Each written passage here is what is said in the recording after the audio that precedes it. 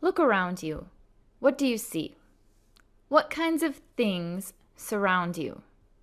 Maybe a notebook, or your keyboard, or a coin in your pocket, or even a pet. Think about how you may describe those things. What do they all have in common? You may be able to come up with some similarities, but one key similarity is that they are all matter. Matter is everything around you. Your pencil, a book, even you are matter. One of the most important things that chemists do is describe matter.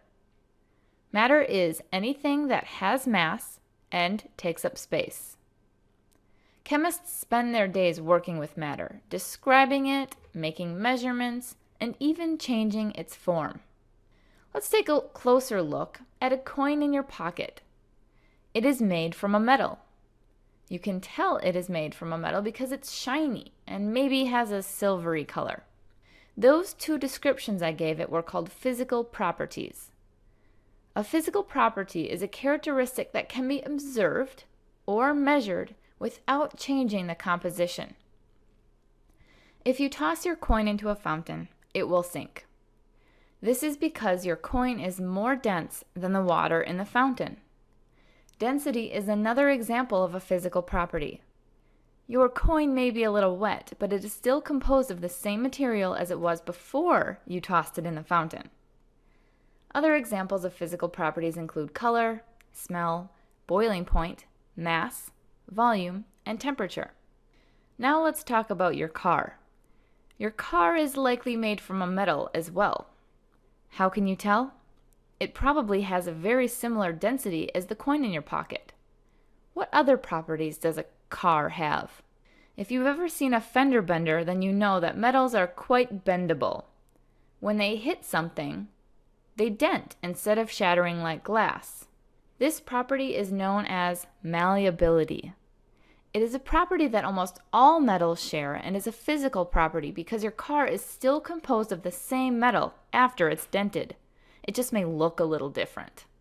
But what happens if we fast forward 10 years? Now what does your car look like?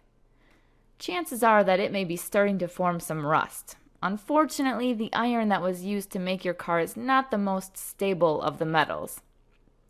When it is exposed to oxygen, it transforms into rust. This ability to react to oxygen to form rust is called a chemical property. A chemical property is a characteristic that can only be determined by changing the chemical identity of a substance.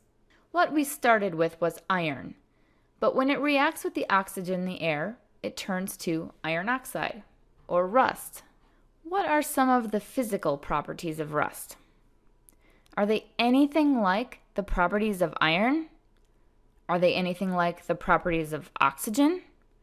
No, rust has its own set of properties. First, unlike its metallic counterpart, it's brittle. It's also a dull reddish-brown color.